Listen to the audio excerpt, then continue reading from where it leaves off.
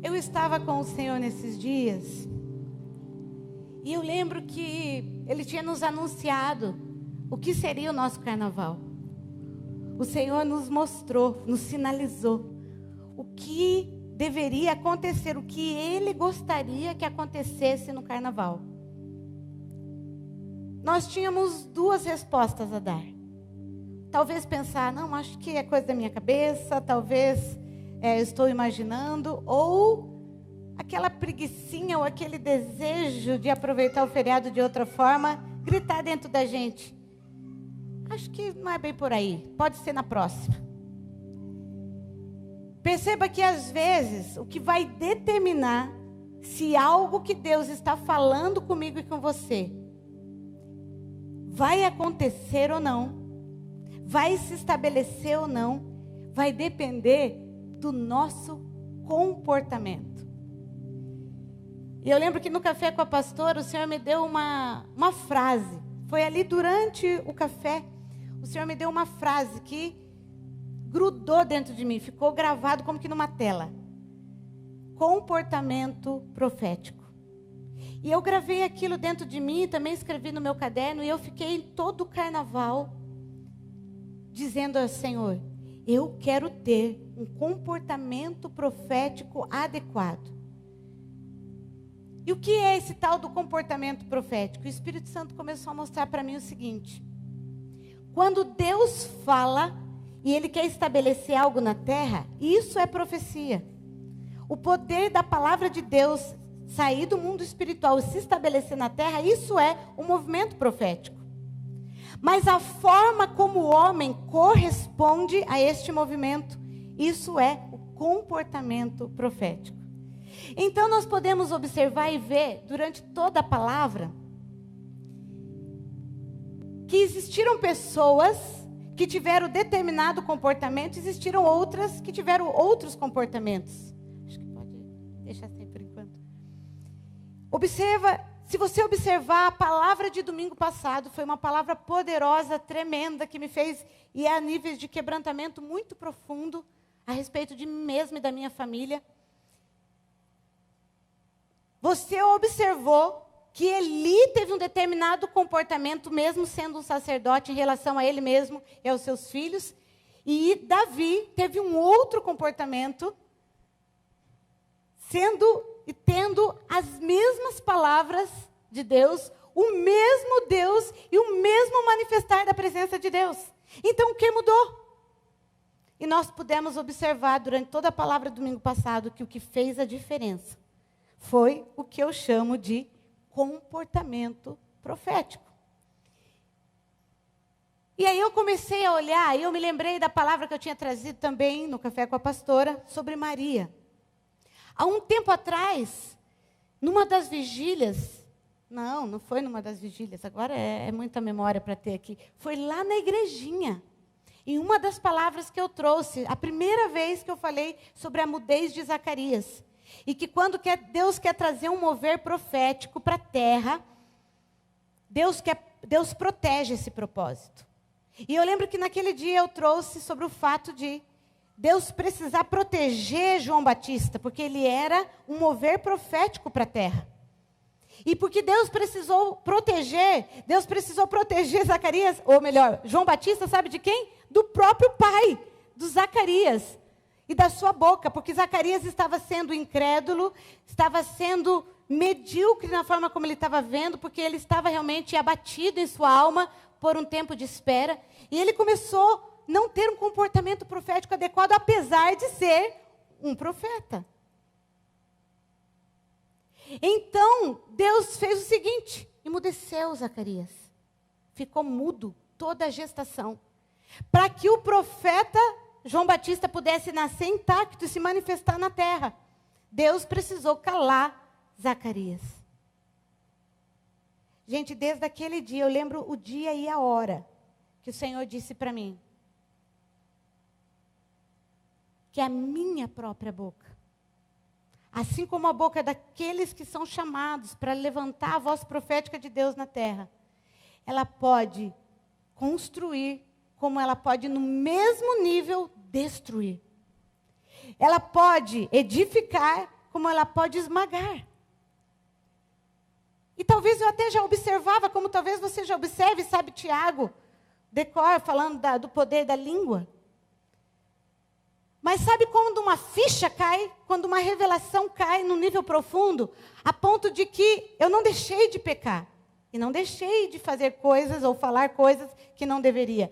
Mas quando eu falava, pá, alguma coisa dentro de mim estourava. E ainda é assim. E vem uma tristeza profunda, que eu chamo tristeza segundo Deus, porque a Bíblia chama assim. Tristeza segundo Deus.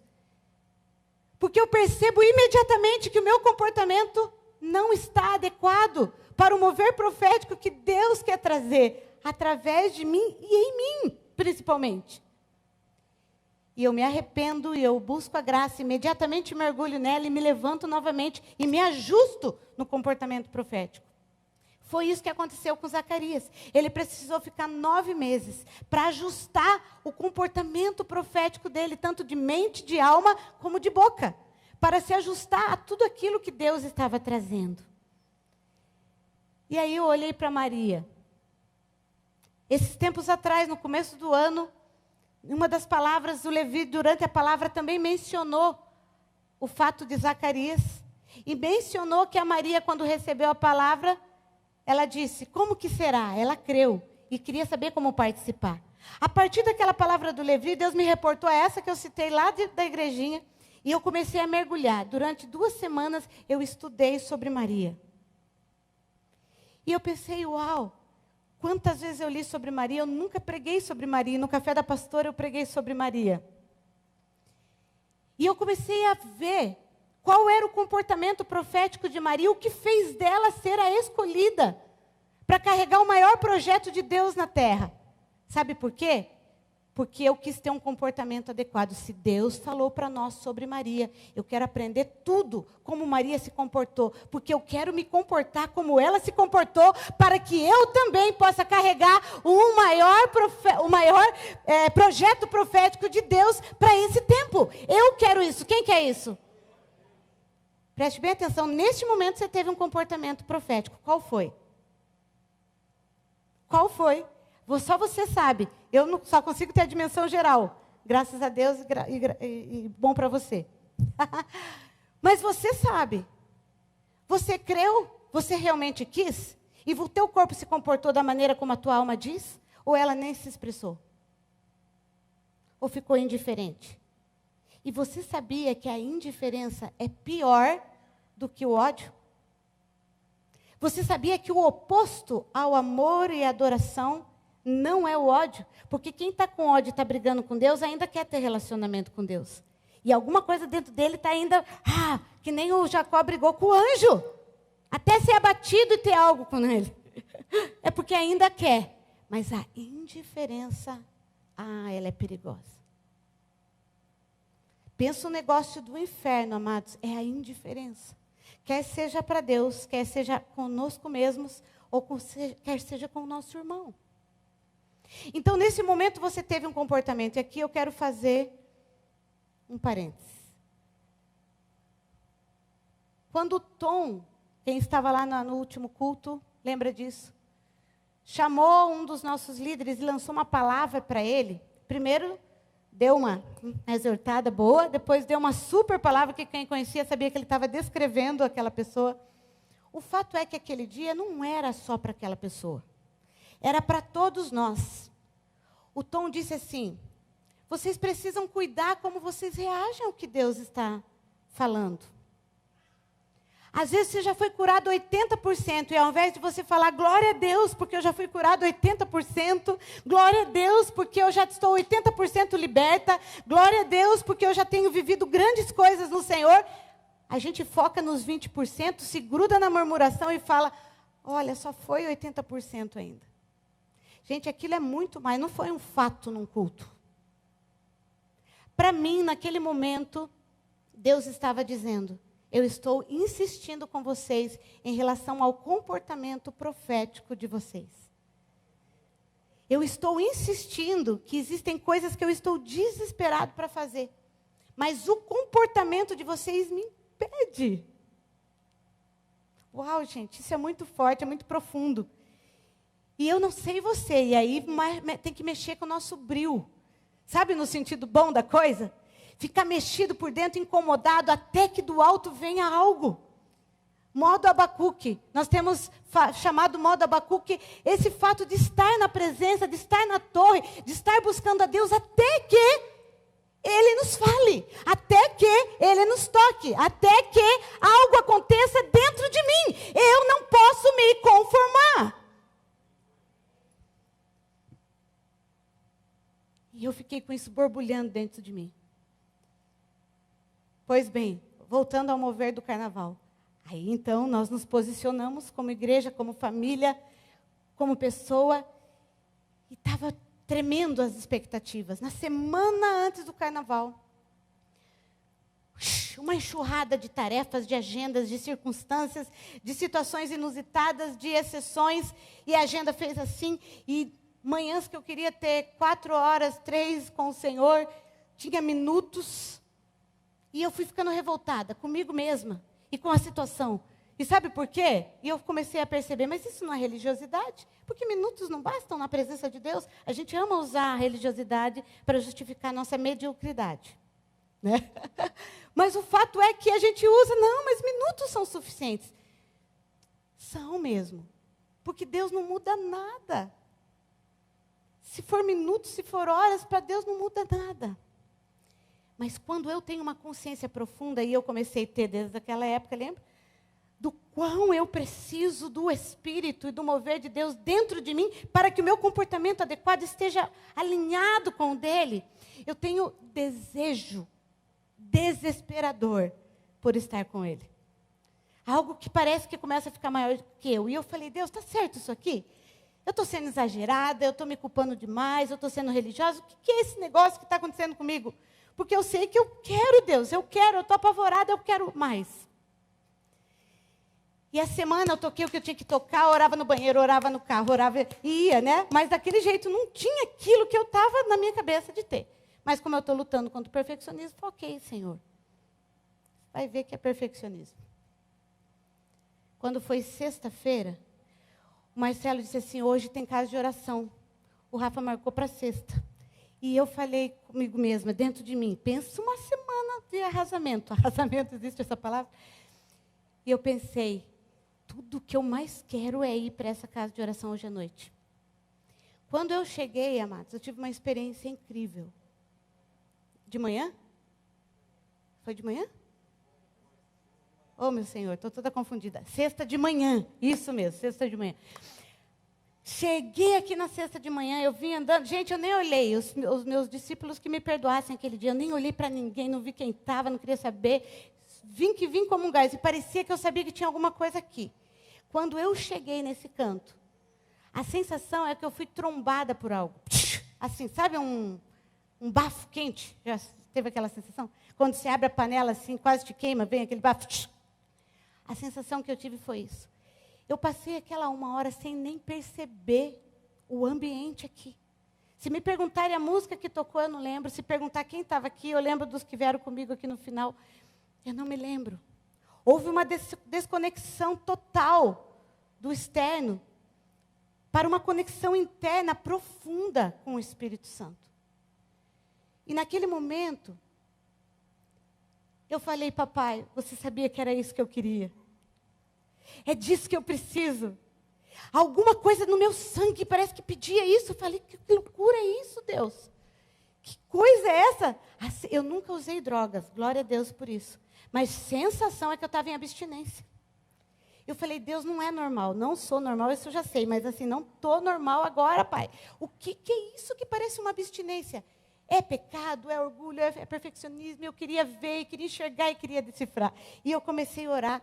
E quando foi no café com a pastora, daí foi no sábado, estou perdida nas datas, mas foi no sábado, né?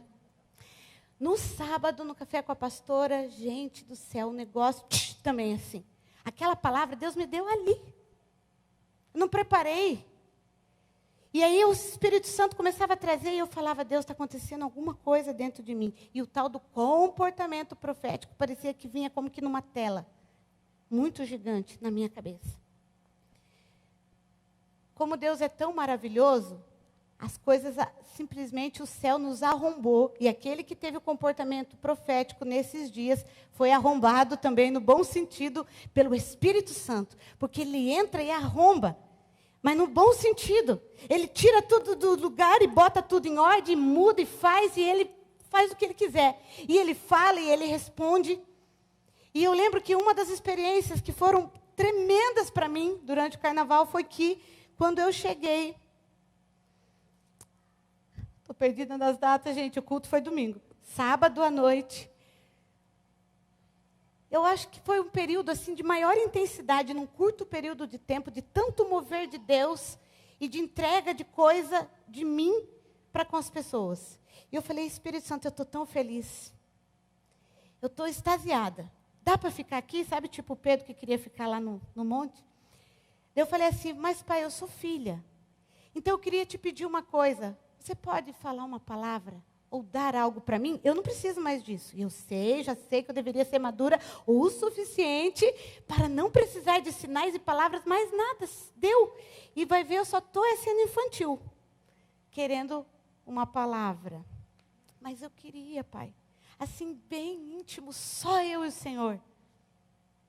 De alguém, porque direto, assim, nós estamos direto conectados, mas eu queria alguma coisa assim, de fora, porque eu estou tão assim, com esse tumulto na minha mente. É obediência, é perfeccionismo, é fome, o que é isso, Deus? Aí, gente, Deus é muito cômico. Me arrumei para chegar meia hora lá no culto para a gente tirar fotos. Por sinal, o balão está lá no fundo para alguém tirar foto com aquele balão, fazer valer. Porque meia hora antes, cheguei lá, que balão, que foto, que nada. Quando vi, entrei na salinha lá onde o Marcelo estava com o profeta. Eu sentei. Quarta-feira, Jesus amado. Ah, gente, vocês estão entendendo, né? Vocês estão entendendo. Vocês viram que eu não estava conectada com a terra. Aí, cheguei lá, eu sentei. Ele olhou para mim, eu vejo 2 anjos do teu lado. Eu não vou contar, porque Deus não me autorizou a contar. Mas ele ficou, sem brincadeira, uns 15, 20 minutos, entregando coisas específicas que eu tinha perguntado a Deus naqueles dias. E teve um momento que ele disse assim, você é filha. Você pode pedir o que você quer. Que foi o que eu tinha pedido, e eu pensei, mas é obediência, mas é confusão, mas é maturidade, eu sou criança, eu posso pedir, eu não posso pedir, eu devo... A gente complica. Ora, sim, narabara, sim. Vocês conseguem perceber o emaranhado? Eu estou querendo expor o emaranhado da minha mente aqui, para tentar você se identificar comigo. E talvez você perceber que a gente pega algo lindo, poderoso, sublime, gracioso, simples, e a gente dá nó e complica, e dá nó profético, e dá pá. E a gente pensa assim, meu Deus, quem sou eu? E o Espírito Santo vem e diz, você é filho. Você é filha. Se estiver errado, tudo bem, nós conversamos, daqui a pouco se acerta. Respira. Ouça. Seja simples. E o Espírito Santo começou a falar com uma simplicidade e uma profundidade a respeito de mim mesma, porque então já não era mais sobre a unção para eu derramar sobre outros, mas a unção sobre mim mesma. Não podemos viver sem ela. Ninguém viverá de unção sobre para dar. Precisamos de unção interna. E o Espírito Santo falou comigo e nos deu um presente lindo, né? Quem acompanhou no Instagram percebeu que eu postei vários momentos e eu saí da abstinência. Saí da abstinência. A sensação que eu tinha, assim, eu estou no melhor lugar do mundo. A sensação que eu tinha, que eu estava no palácio lá da Inglaterra, diante do rei, comendo o melhor banquete. Sei lá, imagina o que você acha de mais legal nessa terra. Talvez o castelo não seja o melhor para você. Talvez seja lá no paraquedas, lá no último, na altura mais alta do Brasil, ou da terra, que você queria estar. Não sei qual o lugar que você imaginaria estar melhor do mundo para você. Pois é esse aí, era melhor para mim. E eu comecei a dizer, Deus, Eu não dormi, eu corri, eu não comi direito o carnaval, e eu podia chegar lá e só dormir, eu não queria dormir, eu queria Deus. Eu queria mais. E depois de tudo aquilo que ele falou, então eu queria mais. Eu falei, então tudo bem, está certo, não está nada errado comigo. Tá tudo certo aqui. Essa fome, essa coisa vem dele mesmo. E eu vou dar margem para ela. E eu fui dando corda, eu fui dando corda. E eu fui dando corda, eu fui dando corda. Ontem, quando mais ou menos mais 5 horas, depois eu pensei, agora acho que vai, tá bom. Quando acordei hoje cedo, eu falei, por que eu não acordei às 6? Eu acordei mais tarde. Eu devia ter acordado às 6 de novo. Porque ia ser um pouco mais. E eu comecei a pensar, Deus, o que é isso? Ele falou, você lembra que você pediu isso para mim? E a palavra diz que nos últimos dias Deus derramará fome na terra. Mas não de comida, e sim da minha palavra. Quem quer essa fome? Eu vou te dar mais uma chance de um comportamento profético. Vocês já me viram aqui em algum momento levantar que nem uma louca parecendo que ia pegar alguma coisa? Eu não faço aquele porque eu acho bonito pular e vocês me olharem. Ou porque eu sou baixinha, né? Então eu tenho que pular para me verem. Sabe o que vem no meu espírito?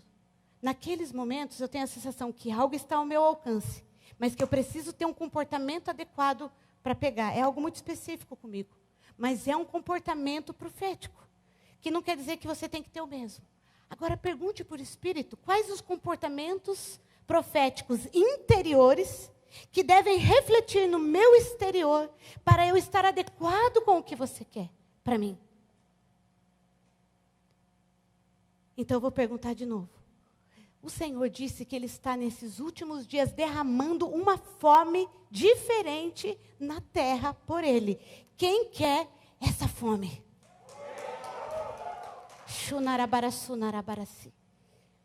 Há um nível de fome. Agora, Pai, eu profetizo.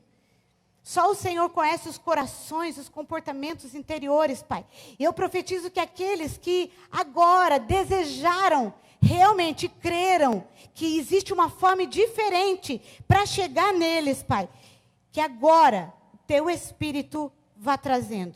Vá trazendo. Pai, sabe aquela dor de estômago quando nós estamos com fome? É essa que você sentirá. Aquele vazio que parece que falta alguma coisa dentro da gente. Ora, ora, sinarabá. Vem com essa fome agora. Vem com essa fome agora. Toda desnutrição, toda falta de apetite espiritual, seja agora anulado dentro de nós. Toda desnutrição espiritual, toda indiferença. Desnutrição fala de indiferença, amados. Se comer bem, se não comer, tudo bem. Eu morro e não sinto. Pai, nos perdoa. E nos livre da desnutrição espiritual. Em nome de Jesus. Em nome de Jesus. E foi nesse contexto, amados, que o Senhor me levou a uma verdade bíblica que eu quero trazer aqui para você de forma rápida. Quando o Marcelo pregava semana passada, ele enfatizou a diferença da família sacerdotal de Eli, a diferença com a família sacerdotal de Davi. Um homem me gritou aos olhos como a Maria. E Deus disse, eu estou começando a te mostrar pessoas diferentes nesses tempos, para que você observe e se identifique com os comportamentos delas diante de mim. E Deus me levou a Obed-edom. Quando a gente fala de adoração, a gente sempre fala de Davi. Eu já preguei muitas vezes sobre adoração. Mas eu sempre falo de Davi. E realmente a Bíblia fala que Davi foi o homem segundo o coração de Deus. E os comportamentos dele são comportamentos proféticos. Até mesmo as suas tentações e os seus pecados, os comportamentos depois disso foram profeticamente corretos. Por isso ele ajustava a rota, o caminho e se tornou quem se tornou. E chegou onde chegou. Mas eu quero falar hoje sobre um cara quase que desconhecido da palavra, que estava no meio de todo aquele contexto. Obed-edom. Quem era Obed-edom? Eu vou contar primeiro para você que não estava aqui na palavra semana passada ou que não conhece a história, rapidamente. Davi tinha uma missão. Ele queria levar a Arca da Aliança, que representava a presença de Deus, de Jerusalém, ou de volta para Jerusalém, da casa de Abinadab. Ele tinha essa missão, Davi. Mas no primeiro momento, Davi não perguntou para Deus como. E ele fez de uma forma equivocada. E aconteceu que Uzá colocou a mão na arca, morreu. E infelizmente eles não conseguiram continuar com a missão. Perceba, comportamento profético inadequado. Apesar das motivações corretas. O que acontece? Davi não pensou muito em uma estratégia. Ele apenas foi guiado, eu creio, pelo Espírito Santo naquele momento. Mas sabe o que aconteceu? Ele resolveu deixar a arca na casa de Obed-edom. Até que ele se preparasse e descobrisse como ele levaria aquela arca de volta para Jerusalém. Mas acontece que o período que essa arca ficou foram apenas 3 meses na casa de Obed-edom. Enquanto que na casa de Abinadab, sabe quantos anos a arca ficou? 20 anos. Então observe a diferença dos dois comportamentos proféticos. Qual foi o comportamento de Obed-edom? Primeiro, quem ele era? Ele era um grande profeta, ele era um grande levita, ele era um grande homem, ele já era uma pessoa altamente inspiradora, e foi por isso que foram levar a presença de Deus, a arca, na casa dele? Não. Sabe de quem ele era descendente? De Esaú. Edomitas, os descendentes de Esaú. Era uma descendência trágica, um legado de iniquidade. Porque vocês sabem que Esaú vendeu a primogenitura. Um comportamento profético inadequado. Ele tinha tudo para ser abençoado. E ele trocou por um prato de lentilha. Comportamento inadequado roubou a promessa de Esaú. E Obed-edom era descendente dele. Tinha um legado negativo, uma iniquidade familiar. Ele era habitante da terra do Golias. Olha só. Ele morava na terra do maior inimigo de Israel. Ele era servo e ele era pobre. Ele morava na beira da estrada, tipo um casebre na beira da estrada, indo para Jerusalém. A sua mulher era estéril e a sua terra estava infértil. E eu amo fazer esse paralelo com o Velho Testamento e o Novo Testamento. Para mim aqui, Deus está querendo retratar a realidade que viria em Cristo no Novo Testamento. Ele está dizendo assim: não importa a sua família, não importa a sua origem, não importa de onde você veio, não importa a tua história, não importa os teus traumas, não importa a sua personalidade, não importa os seus títulos, não importa o que você já viveu até hoje, e não importa a condição que você esteja agora, só importa uma coisa: o que você realmente quer e como você vai se comportar diante da presença de Deus quando ela se manifestar em sua vida. E foi isso que aconteceu com esse homem. Agora preste atenção, além de tudo, ele teve a notícia do que aconteceu pelo caminho da morte de Uzá quando tocou inadequadamente na arca. Ele podia ter medo, sim ou não? E dizer: não, eu não quero isso aqui, vai matar a minha e a minha família. E eu começo a perceber aqui, amados, o primeiro comportamento que eu vejo em Obed-edom é que ele não teve medo. Sabe aquilo quando você não tem nada a perder? Talvez este seja o problema quando a gente já tem o que perder. Mas quando você não tem nada a perder, o medo se esvai. E você pensa assim: já está tudo ferrado mesmo? É por isso que às vezes a graça é mais fácil de recair sobre aqueles que se veem assim. do que aqueles que acham que têm o que preservar, uma reputação, uma moral, uma aparência. Ele não tinha mais nada. Ele só olhava para aquilo tudo como uma oportunidade. Talvez ele pensasse, essa é a oportunidade da minha vida, da minha história. Essa é a minha oportunidade. Eu não sei vocês, eu estou me achando ardida aqui, dá para tirar um pouquinho o agudo? Mas, eu estou ardida mesmo, né? Eu preciso olhar para essa situação e pensar, quais oportunidades eu não posso perder? E aí, talvez você pense só nas grandes coisas humanas que você já pré-estabeleceu na tua mente. Mas você já parou para pensar que essas 2 horas aqui, elas nunca mais vão voltar? Você já parou para pensar que Jesus pode voltar hoje à tarde? Você já parou para pensar que a gente pode não chegar em casa? Então, essa aqui e agora, é a maior oportunidade da tua vida. É a maior. Mas qual é o comportamento profético que eu tenho? Além de não ter medo, além de enxergar como oportunidade, qual foi a postura? Será que ele simplesmente permitiu a arca entrar? Fica aí num canto, fechou lá, e que fique aí até que ele venha? Por certo, não, a Bíblia não descreve em detalhes.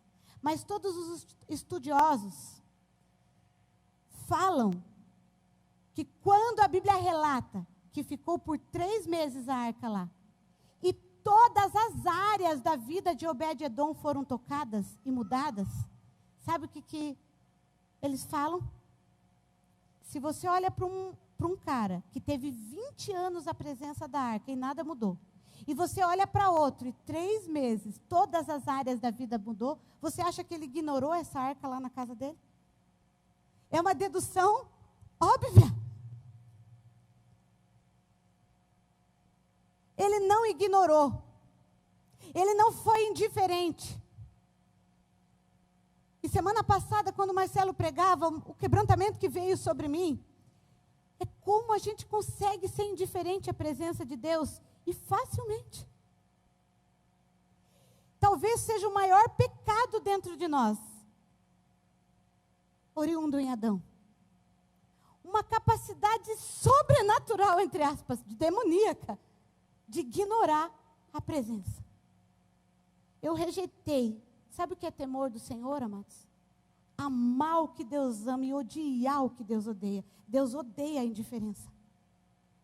E naquele dia, quando eu caí no quebrantamento, o Senhor disse para mim, odeia a indiferença sempre. Todos os dias da tua vida, todos os minutos. O que mata as pessoas, e não só em relação a mim, o que mata as pessoas em relação a elas mesmas. O que mata as pessoas nos seus casamentos. O que mata a relação pai e filho é a indiferença. A capacidade que nós temos de ignorar a nossa dor e para tentar anestesiar nossos sentimentos ou essas loucuras e confusões que vêm na nossa mente, a gente bloqueia e ignora. Pensa um comportamento destrutivo. Inclusive para a cura. Você sabia que a única forma de você ser curado é encarar a sua dor? Você sabia que a única forma de você seguir para o futuro é encarar o seu passado? Dar de frente com ele, parar de ignorar e dizer para mim mesmo o que eu preciso encarar e o que precisa ser diferente em mim. Este homem foi corajoso. E talvez como ele pense, meu Deus, isso aqui mata toda a vida. Será que eu estou sendo obediente ou eu estou sendo exagerado? Será que eu estou certo em pôr essa arca aqui? Será que Deus vai aprovar ou não? Será que é religiosidade ou será que eu estou apaixonado? Ele simplesmente foi guiado por aquilo que no interior dele gritou. É a maior oportunidade da tua vida. É a maior oportunidade da tua vida. E nesses dias, quando eu estava ali no tempo com Deus, o Senhor me fez ouvir um testemunho que eu fiquei tão simples. Talvez a gente espere grandes milagres, e nem esses mais nos impactam. Mas foi assim. Eu não sou caçula, eu sou primogênita. A caçula lá em casa é a Isabela. Mas aí eu acho que eu entendi um pouco dos comportamentos proféticos da Isabela. Era um filho caçula que era o raspa do tacho, que não é o caso da Isabela. Mas aquele caçula, a mãe já tinha 34 anos quando ele nasceu. Imagina. Então ali, aquela criança nasceu, os irmãos já eram mais velhos. E diz que um dia ele perguntou para ela, ele perguntou para ela, mãe, quantos anos você tinha quando eu nasci? Ela contou. Quantos anos fulano tem? E ficou com você? Ele fez as contas de quantos anos o mais velho tinha e quantos anos ele tinha vivido do lado da mãe. E diz que ele ficou triste, ficou emocionado. E começou a pensar, quanto tempo eu perdi de viver do teu lado, mãe?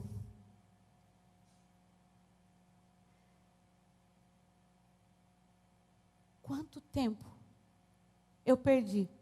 Porque se eu tivesse vivo, eu tinha desfrutado todos esses anos também do teu lado. E eu fiquei pensando, quantos anos você está com Jesus?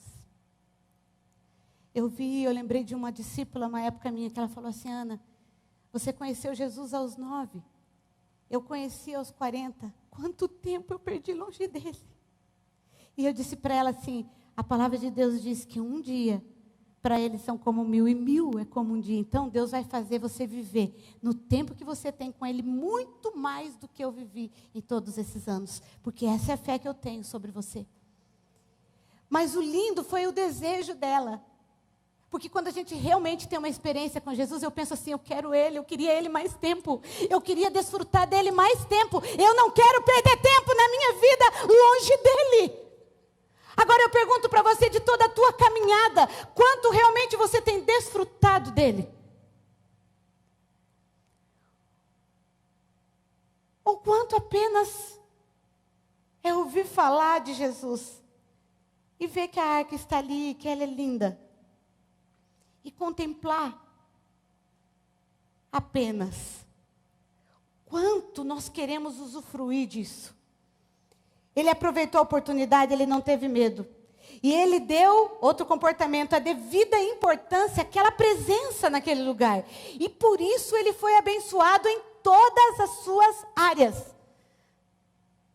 E a história conta então que a mulher estéril passou a ter filho, ele teve 4 ou 5 filhos. A terra infértil passou a frutificar. Ele passou a ter uma outra vida.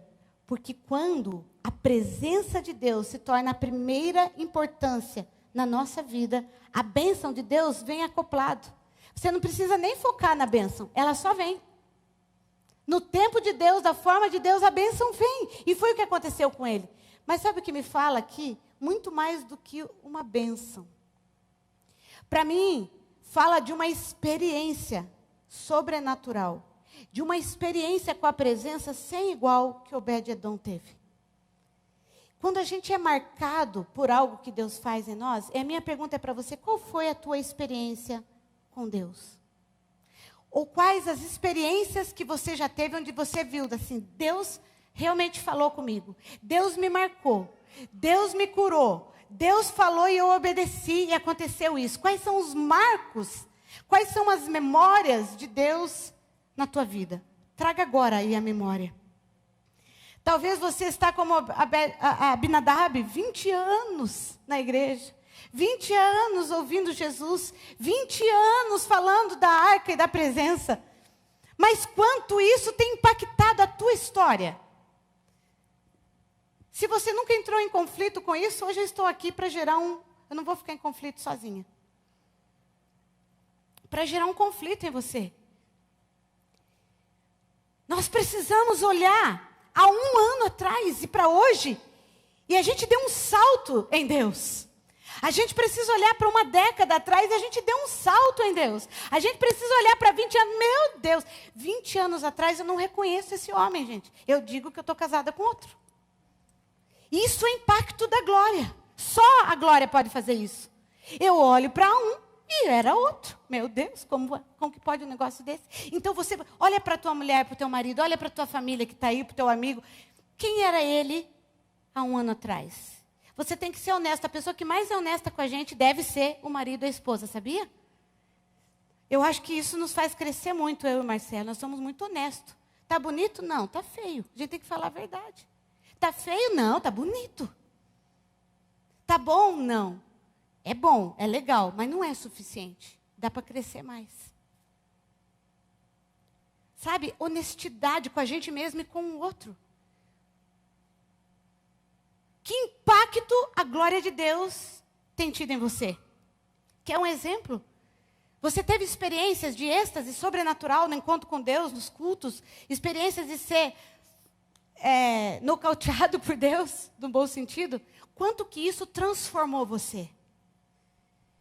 Porque eu conto experiências aqui que são escandalosas, emocionalmente falando. Mas eu olho para o que elas geraram na minha vida e tem fruto. E tem transformação de caráter, tem mudança em comportamento, tem transformação familiar, tem mudança de cura de alma. Não ficou preso às emoções. Não ficou preso a uma experiência. Foi o que aconteceu com Obed-Edom. O sobrenatural não foi apenas uma manifestação de um fogo na casa dele. Ela permaneceu ali por 3 meses. E ele permaneceu buscando a presença de Deus até que ele foi totalmente transformado em todas as áreas da vida dele. E se você olhar para alguma área que está estagnada, seja honesto. Eu estou estagnado nessa área, Espírito Santo. Eu vou te buscar. E como Abacuque, eu vou ficar na tua presença até o Senhor me responder acerca dessa área. E isso é não ser conformado. É não ter um conformismo maligno dentro de nós que nos impede de viver o sobrenatural.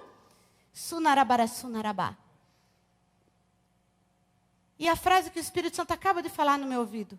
O sobrenatural vai trazer comportamentos no mundo natural. Se não trouxer, não te impactou. O sobrenatural precisa mudar de dentro para fora. E quando você vem para fora, você tem o carisma que você não tinha no natural. Você tem a força que você não tinha. Você tem a proatividade que você não tinha. Você tem a organização que você não tinha. Você tem os desejos de fazer coisas que você não tinha. Você vai saber administrar o financeiro como você não tinha. Como José, que se tornou o governador do Egito. Ele não apenas era um homem do fogo, que adorava a Deus como adorou no meio das prisões.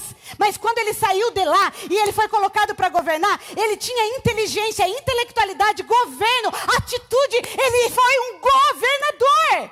Ora, sinarabá. Deus não quer apenas homens para ficar atrás do altar queimando. Ele quer que ele queime, que ele saia. E agora então ele governe a terra. Ora, sinarabá. Obed-Edom, Obed-Edom. Obed-Edom, eu profetizo sobre a tua vida. Você é um desses, Guilherme. O Senhor te encontrou. O Senhor te encontrou. Por muito tempo eu pensava, se eu fosse a Ana Paula Valadão, então meu ministério ia florescer. Se eu fosse o David Keelan, se eu fosse, você é o Guilherme, meu filho. Você é o filho do Deus vivo. Você é o meu príncipe. Eu te encontrei na beira da estrada. E a minha glória, quando encontra alguém à beira da estrada, o transforma em um príncipe. Shinarabara, sinarabá. Shunarabara, sinarabá. Sabe o que Deus está me dizendo? Shinarabara, sim. A primeira coisa que Deus impacta quando esse encontro é real é na nossa autoestima. Porque tudo que o diabo quer é nos acolher, nos encolher.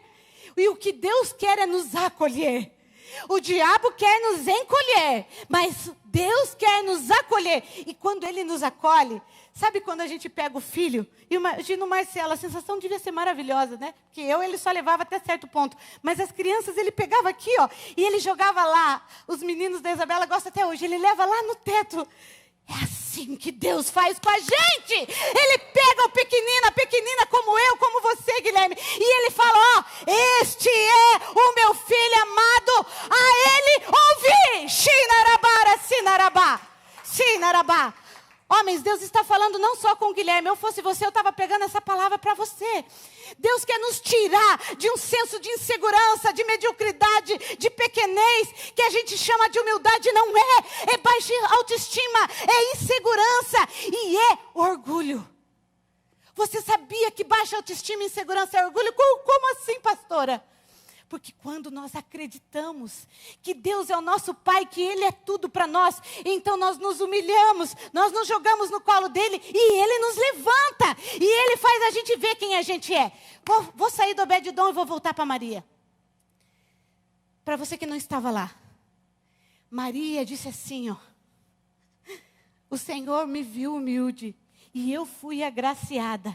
E agora eu serei bem-aventurada e conhecida entre todos. Araçunarabá. Ela sabia que ela estava na humildade. Que só Deus conhecia o coração dela. Mas ela teve segurança e certeza. Eu serei elogiada, não por aquilo apenas que eu sou, mas pelo que eu carrego. E eu sim serei bem-aventurada e reconhecida entre as outras mulheres. Então olha aqui para mim, mulher. Ei, olha aqui para mim. Não é pecado você se achar linda. Diga, Dai, eu sou linda mesmo. Eu sou linda mesmo. Já que não é pecado você dizer, eu canto muito bem para a glória de Deus, porque é um tesouro na minha garganta. Diga isso, diga isso. Nós precisamos valorizar o que Deus colocou dentro de mim. Você deve dizer para você mesma, eu sou princesa, papai me chama de linda. Priscila, Deus tem algo na tua vida. Sabe aquela palavra que eu estava citando de domingo? Ela era para você também. As tuas respostas, a tua postura, a tua fome, a tua busca vai te levar você a lugares inimagináveis. Existe um lugar onde ser humilde é ser exaltado. E isso só existe no reino de Deus. É só no reino de Deus que você pode se acreditar, se jogar, se humilhar. Porque o Pai que te pega, te levanta e te apresenta para o mundo e disse a ele, a ela, ouvi.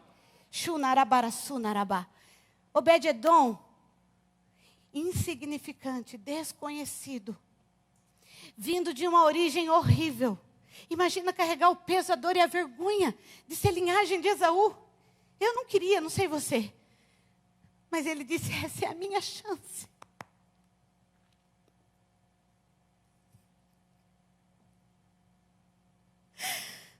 Por muitas outras coisas tão menores, nós nos envergonhamos da nossa linhagem, sim ou não? Pecados que carregamos, histórias horríveis. Eu costumo dizer, amados, que eu estou conhecendo há alguns anos já um outro lado da moeda. O lado mórbido da vida, que poucos contavam. Mas histórias de destruição, famílias sendo destruídas por gerações, espírito de sensualidade, de violência tomando conta da nossa geração de uma forma inexplicável. Sabe por quê? Por causa da nossa indiferença. Todo mundo resolveu se calar. A igreja resolveu não falar sobre os assuntos. A igreja resolveu não poder um contar para os outros, porque senão ninguém podia ser diácono na igreja. E a religião foi tomando conta. E fomos nos vestindo de Abinadab. A glória ali, mas a gente vivendo indiferente a ela. E fazendo um teatro religioso.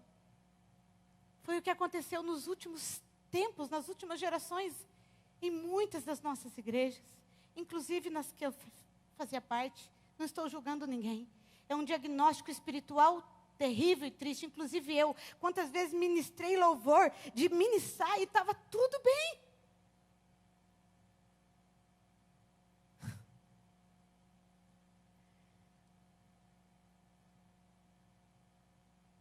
Quantas vezes homens parecendo que estavam adorando, mas na verdade olhando para outras mulheres. Quantas vezes? E E a gente não vendo o que estava acontecendo com os nossos filhos, com as nossas irmãs, com os nossos irmãos, com as crianças. Próprias famílias. Abusando de filhos, de netos, de sobrinhos, de primos. E isso se tornou comum. Aonde estávamos nós? Aonde estava a igreja? Aonde estavam os que choravam e clamavam por essa geração? Nós estamos aqui, quem está comigo? Nós estamos aqui. Escute bem, Satanás, nós estamos aqui, porque Deus tem nos levantado, não há nada em nós, mas nós estamos aqui. A indiferença não vai mais adoecer e matar a igreja de Cristo. Shinarabara, Sinarabá, nós estamos aqui. Shinarabara, Sunarabá, Ara, Shinarabá.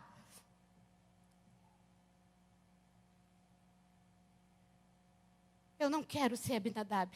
Eu rejeito essa herança.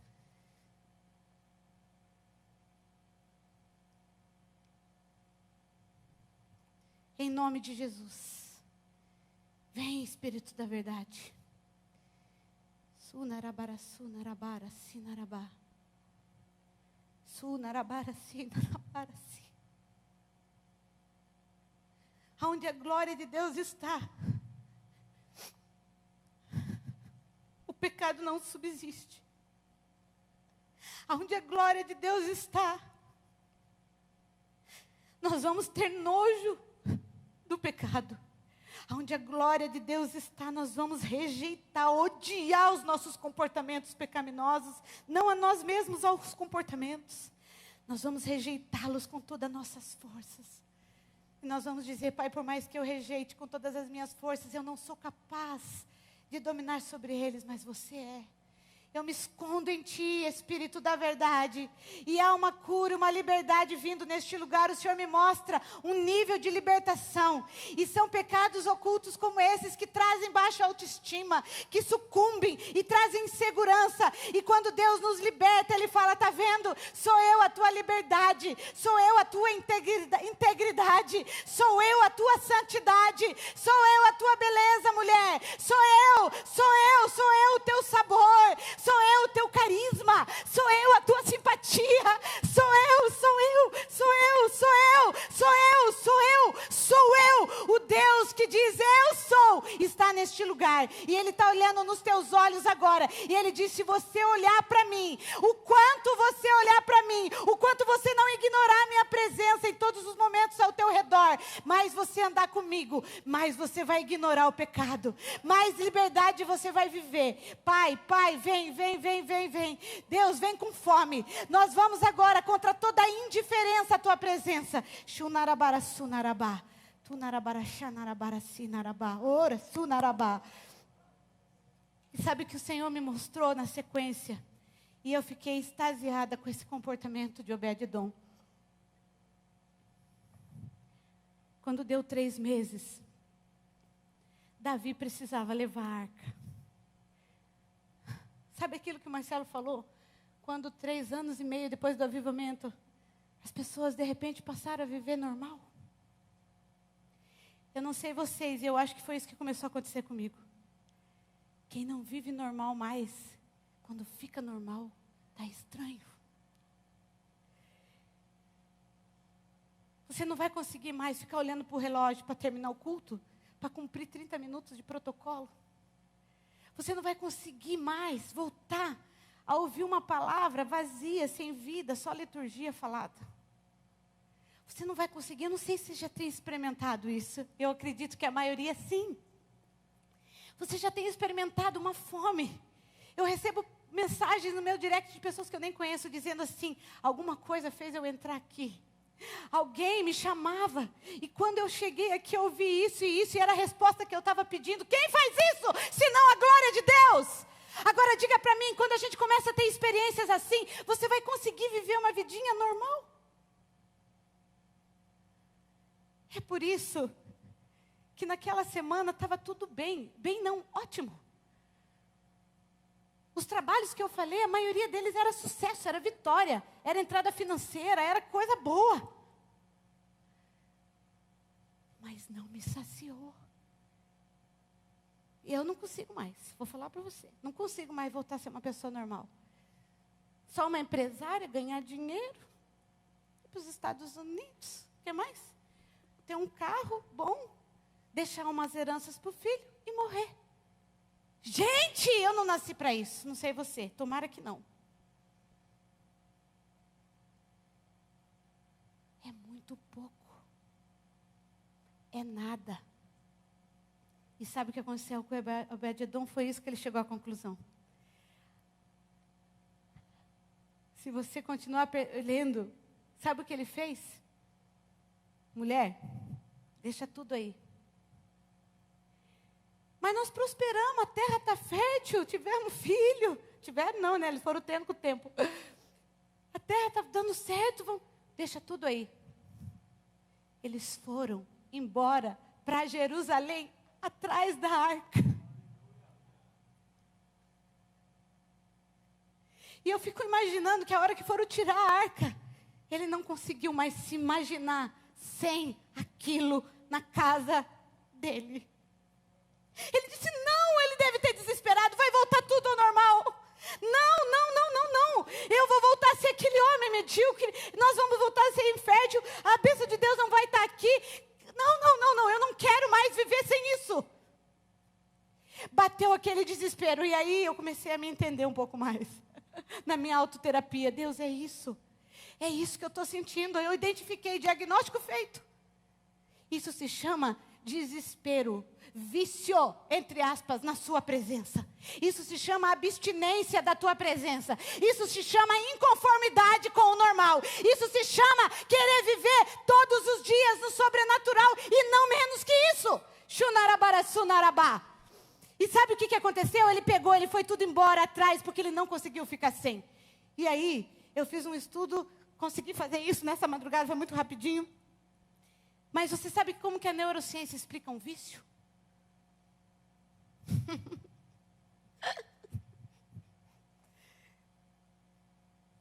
Vamos trazer ciência para a gente ter base científica.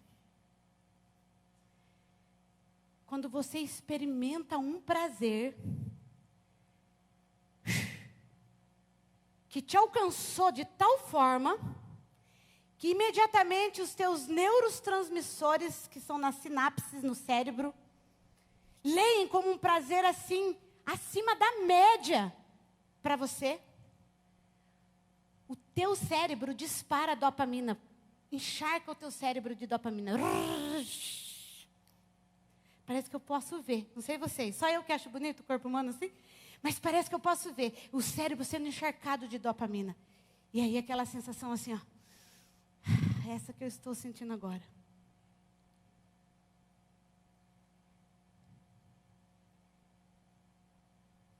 E aí como que a ciência explica o vício? Se a pessoa está indiferente à sua dor, ou não está suportando mais sentir algo que não entende. Ele tenta bloquear, anestesiar aquilo, e vai em busca de algo para trazer prazer. E a hora que encontra, a dopamina é liberada. Se ele não compreender que ele precisa lidar com as situações, ele vai querer aquilo todo o tempo, porque aquilo vai disparar a dopamina que os seus mecanismos naturais e orgânicos não disparam. Isso pode acontecer com o álcool, com a droga, com o sexo, com a pornografia, com a comida, com o celular, com as redes sociais. E uma das características para se definir vício é você não consegue ficar sem. E eu vi uma pesquisa que fez uma pergunta que eu achei incrível. Quando você deixa o celular por algum tempo no seu quarto, se separa dele, ou deixa em casa, esqueceu e saiu sem ele, qual é a tua reação? E tem pessoas que não percebem que elas entram num grau de ansiedade e de estresse orgânico quando o celular está longe. E a medicina já está se estabelecendo um diagnóstico que em breve vai estar de vícios nas redes sociais. Você sabia que isso existe em relação a pessoas? E é por isso que existe a dependência emocional. Homens ou mulheres que às vezes nem estão bem no relacionamento, mas foi a única coisa na vida que deu algum sentido para ela e ela não consegue ficar sem. Eu orei algo na vigília que eu não tinha noção do que eu estava orando. Também não lembro se foi na vigília. Num desses aí. Para eu não mentir, eu vou falar assim, para não correr o risco de pecar. Mas acho que foi na vigília. E eu falei assim, orando, Deus, se for para a gente exagerar em alguma coisa, que seja na tua presença. Quem lembra de ter ouvido essa oração? Ai, que bom, então orei mesmo. Vai ver que eu orei sozinha. E eu lembro que quando eu falei isso, o Espírito Santo falou assim para mim, eu estou convertendo. E sabe, não é louco o que eu estou falando aqui. Mas o Senhor está querendo nos tirar da indiferença humana, mas também está querendo nos tirar dos vícios que nos entorpecem, nos anestesiam, nos bloqueiam e nos fazem diferentes às nossas humanidades. Porque Ele tem as duas coisas juntos. No reino de Deus, você não precisa bloquear, ser indiferente à tua dor, às suas histórias, às dificuldades da vida, às realidades, porque fé não é ilusão. Mas Ele te dá uma capacidade sobrenatural, de passar por cima delas, de vencê-las, de curá-las, de transformá-las e de você viver níveis na sua história sobrenatural. E aí sim, por que você vai não ficar mais sem a presença de Deus? Quando você descobre este caminho. Você saiu para cá, você diz, não, eu preciso da presença. Você saiu para cá, você diz, eu preciso da presença. Eu quero a presença, eu quero a intimidade, eu quero a voz de Deus. O que Ele vai falar hoje? Quem veio para o culto pensando nisso? O que Ele vai fazer hoje? O que Ele vai falar hoje? Sabe, por isso que você vai querer vir. Eu não sei você, mas às vezes o meu corpo está cansado. Mas eu fico, não, eu tenho que estar. Um dia o Marcelo disse assim, fique hoje, não é pecado, pode ficar. Né? Fica aí, descansa e tal. Não, eu ficava comigo mesma, vou perder alguma coisa. Eu vou perder alguma coisa e eu quero estar lá. E o descanso que eu preciso é ouvir a voz dEle. Ainda que seja para ficar largada no chão aqui, ouvindo a voz dEle, eu prefiro aqui do que largada numa cama sem propósito.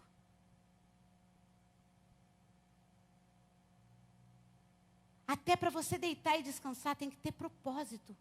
Deus, é para eu descansar? O que o Senhor quer para mim é dormir? O que o Senhor quer para mim é descansar nos teus braços e na oração. Porque senão é o descanso da depressão. Você sabia que o sono da depressão não te descansa nunca? Você dorme, quer dormir e não está bom. Só quem experimentou sabe. Quando algo te puxa para a cama e não há satisfação e alegria nisso, não fique lá. Se levante, não seja indiferente e vá para a presença. E não ache que você tem que chegar pulando na presença. Você pode dormir na presença, você pode abraçar na presença, você pode chorar, você pode falar com Ele, você pode ficar quietinho na presença. Há um lugar só teu. E esse desespero levou Obed-Edom embora para Jerusalém. E para terminar, eu quero te contar o final lindo dessa história. Obed-Edom foi embora para lá. E ele passou a servir a Deus de uma forma incrível. E ele queria ficar sempre perto da arca. E Davi foi permitindo e foi elevando ele nos seus serviços como levita. Ele foi batizado no corpo, o que ele não era, ele foi trazido de volta e se tornou um levita. E olha só, 1 Crônicas 15, 17 e 18, fala que ele se tornou porteiro do santuário. Eu vou só citar para você saber que está lá. 1 Crônicas 15, 19 e 21 diz que ele se tornou músico diante da arca. Evoluiu, do porteiro, você viu que ele foi evoluindo, gente? Ele queria tanto, tanto a arca que Deus via isso. Ele dizia assim, e um dos autores diz assim, que imaginava, eu achei isso lindo. Alguém que escreveu romanticamente sobre ele. Ele como porteiro e sondando na porta. E eu fiquei lembrando de alguém que estava com a gente lá na sala, com o profeta, e ela servia café tremendo. E eu lembro que quando o meu Marcelo me contou isso, eu fiquei pensando, ela devia estar servindo aquele café tão feliz e pensando, eu estou aqui no meio da glória. Sabe, a gente precisa ter esse coração, esse desespero. De porteiro, ele foi levado a músico diante da arca. Agora ele já não era mais só o porteiro. Ele cantava e tocava diante da arca. Depois, em 1 Crônicas 15, 24, ele se tornou o guardião da arca. Ele foi colocado como aquele que guardaria a presença. Depois, em 1 Crônicas 16, 4 a 5, ele foi colocado como ministro de adoração, que levaria e conduziria outros. E tinha 68 pessoas que eram lideradas por ele naquela adoração. E por último, em 2 Crônicas 25, 12, ele se tornou o tesoureiro do tesouro, da prata e do ouro, de todo o santuário ao redor da arca. A fome deste homem o levou a lugares altos diante da presença. E o serviço não mais o preocupava em expor o seu orgulho, porque ele nem mais lembrava dele. E ele entrou num lugar onde o que mais importava era estar perto da presença. E ele servia de todas as formas possíveis. Se for para servir, eu sirvo. Se for para ser o porteiro, eu sou. Se for para tocar, eu toco. Se for para cuidar do dinheiro, eu cuido. Porque o meu coração está na presença.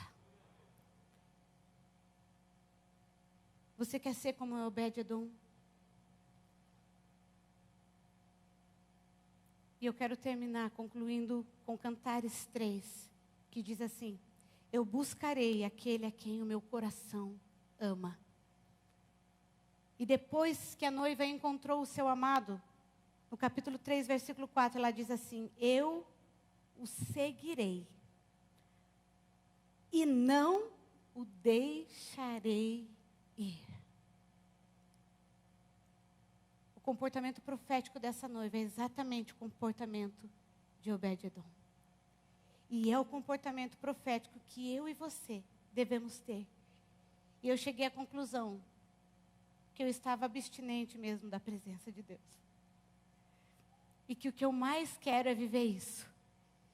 E quem chegar nesse lugar, e se nós chegarmos neste lugar, nós vamos fazer qualquer coisa, mudar qualquer agenda, fazer qualquer negócio, mudar, alterar qualquer esquema necessário para não perder.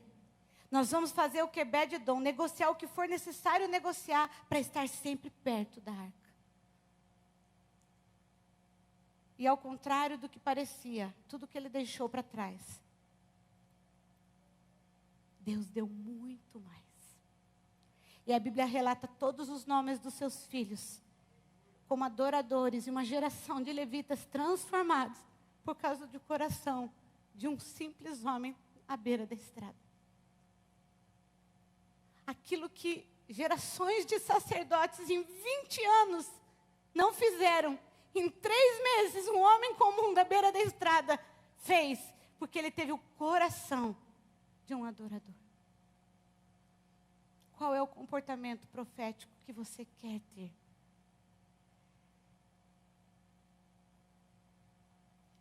Não dá mais para nós sairmos dos cultos com sentimento de culpa, amados. Não dá mais.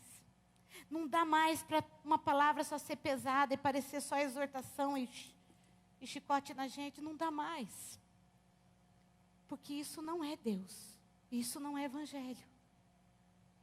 Tudo que papai está falando aqui é para nos transformar de dentro para fora. Não vamos ignorar, vamos encarar e vamos olhar para Jesus agora.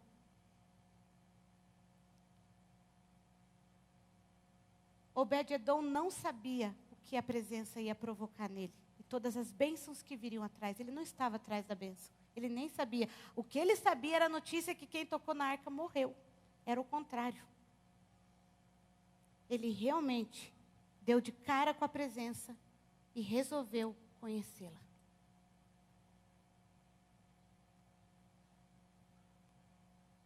Você pode fechar os seus olhos e de uma forma muito simples.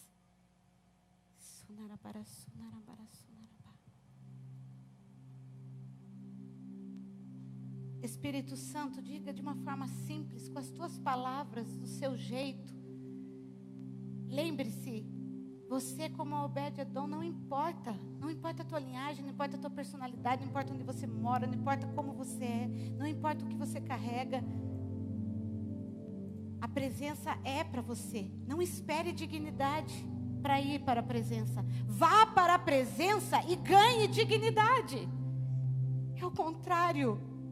O evangelho é simples. E Satanás tentou corromper com a religião para nos impedir de viver essa profundidade.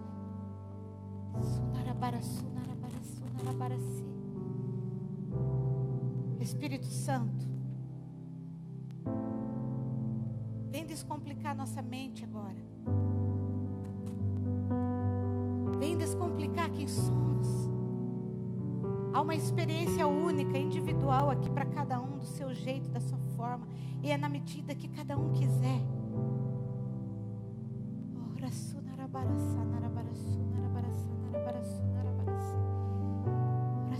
O Senhor vê o coração. Oh, Sinarabarasi. Quando o Senhor foi ungir Davi, o Senhor disse para Samuel: eu não vejo como o homem vê. O homem vê a aparência, mas eu vejo o coração. Eu vejo o coração. Eu vejo o coração. A quem você ama mais? Quem realmente você ama mais?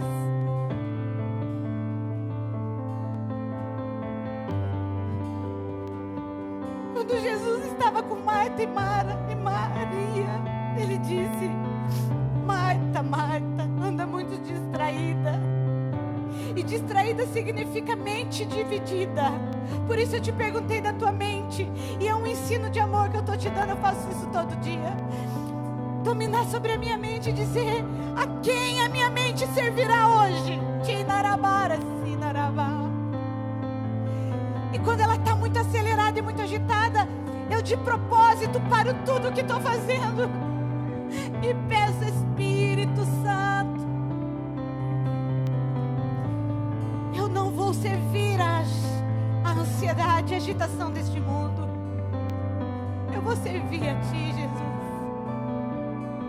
Maria olhou bem nos olhos de Jesus e não tirava os olhos dele. E por certo ela pensava: depois a gente faz a comida. Mas enquanto ele estiver falando, eu quero tudo. Eu quero tudo. Eu quero tudo. Eu quero tudo que ele tem para mim. A maior angústia da geração nos últimos tempos, Jesus, tem sido se apaixonar pela tua presença. Porque a nossa alma resiste à tua presença. Mas nós queremos ser viciados em Ti, Pai. Dependentes completamente do Senhor. E se ficarmos sem o Senhor, ficaremos abstinentes. Abstinentes de Ti.